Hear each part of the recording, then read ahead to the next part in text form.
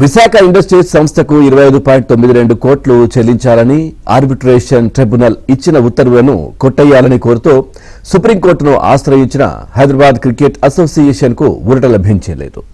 ఇక హెచ్సిఏ దాఖలు చేసిన స్పెషల్ లీవ్ పిటిషన్ను ధర్మాసనం కొట్టివేసింది.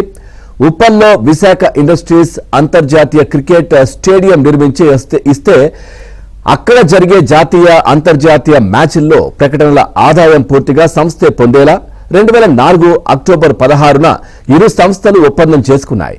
దాని ప్రకారం విశాఖ సంస్థ హెచ్సిఏకు 6.50 కోట్లు చెల్లించి ప్రకటన హక్కులు పొందింది.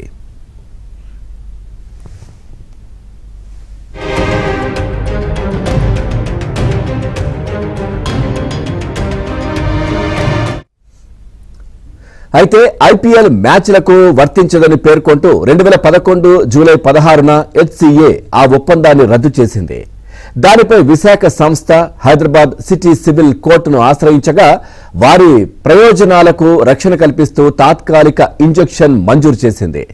ఆ ఆదేశాలను హెచ్సిఏ పాటించకపోవడంతో దాని ఆస్తులను జప్తు చేయాలని ఆదేశించింది.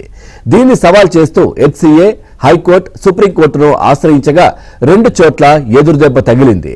ఈ వివాద కాలంలో తమకు జరిగిన నష్టాన్ని చెల్లించేలా చూడాలని విశాఖ సంస్థ ఆర్బిట్రేషన్ ట్రిబ్యునల్ కు వెళ్లగా 2016 మార్చి 15న దానికి అనుకూలంగా తీర్పొచ్చింది.